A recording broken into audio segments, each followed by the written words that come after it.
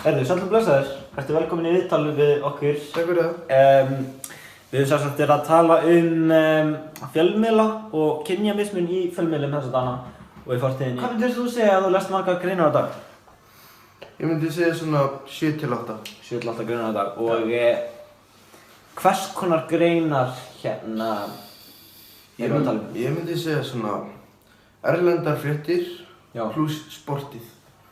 Og þetta erlendar sportið eða bara? Já. Og hversu margar myndirðu segja að séu eftir karlmenn? Ég myndi segja svona 6 þeirra af þessum 8. 6 af þessum 8? Já. Og heldurðu að það sé frekar út af því að þú hefur meira áhuga á að lesa grein eftir karlmann eða vegna þess að þeir eru meira í því að skrifa það sem þú hefur áhuga á? Ég myndi segja að því að þeir skrifa meira það sem ég hef áhuga á. Já.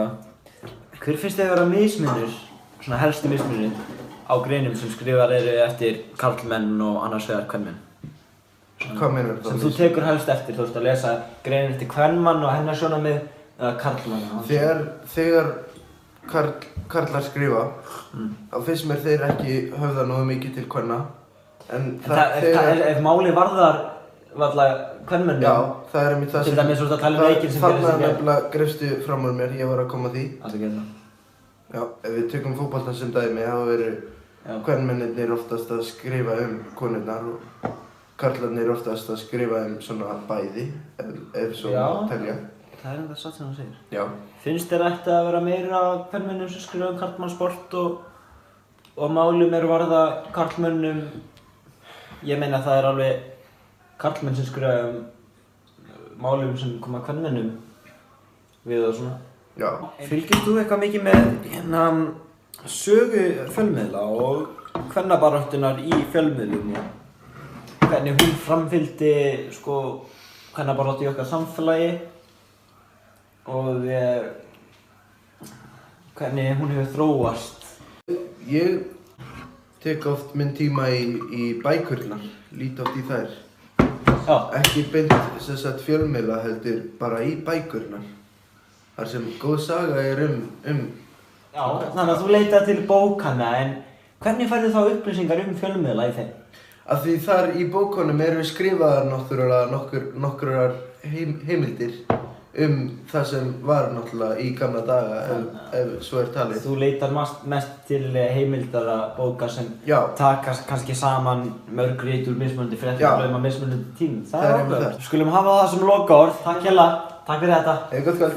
So we're basically doing a project on sexual discrimination in the media. And so you're obviously from the US. And do you know, where from the US are you, sorry? California. California. So that's a very kind of libertarian kind of... Yeah, sort of. But we're from the redneck north. Oh, you mean? Okay. So have you ever experienced any, from the media from where you're from? Have you experienced sexual discrimination, both in the media outlets themselves? Television? Yeah, and just, What's a media outlet? Television? Radio? Yeah. Alright. A website. And if so, in what way? Either from the media outlet itself, being predominantly male? No, really, I'd say the answer is I'm 65 years old. Okay, I grew up in the Midwest, U.S. Okay. Sex discrimination against women, at least, was absolutely the norm, and homosexual discrimination was total. Yeah. Really? That has changed dramatically, and in California, I'd say more so than the rest of the country. I don't see that sort of. Well, maybe a woman should be talking. I don't see the media doing it so much. It's just some of the people that are around. Yes. Even in Chico, I think there was somebody got bisexual men getting beat up. But Yeah. like, would you say that it's more how the public receives? Well, it's public perception. It's not you're not going to see it on television or the radio. Maybe the occasional hate radio, which we have a lot of in the radio, USA. Some of the talk radio stations are very Yeah. discriminatory. Not really in California though. Oh yeah, well They're they're throughout- broadcast all throughout over the the place. US. You're not going to see it in television, Yeah. broadcast television. But among the population, it's still alive and well. Okay. Yeah, hate doesn't just vaporize. Því miður allt og lítil áhersla á kvennafótboltann á of mörgum stöðum í þessu kerfi sem að stýrir málum hjá okkur í íþróttamálum. Við reynum að sýna alla A-landsleiki karla og kvenna.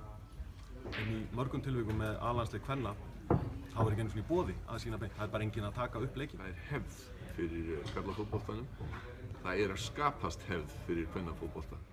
Sýna meira frá honum, fjalla meira hann og passa upp á það að þær fái jafn góðan æfingatíma, jafn mikinn æfingatíma, jafn góða þjálfara, sambærileg verðlaun, jafn mörg mót og svo framvegis. Að það sé bara gætt jafnræðis á öllum stigum, alveg frá því bara í yngsta flokki og upp. Það skiptir ógeðslega miklu máli að fótbolti og íþróttir séu fyrir alla, bæði stelpur og strák. Skiptir máli að vekja athygli á því sem stelpur eru að gera í fótbolta. Því ég held að það hafi bara jákvæð áhrif á allt samfélagið.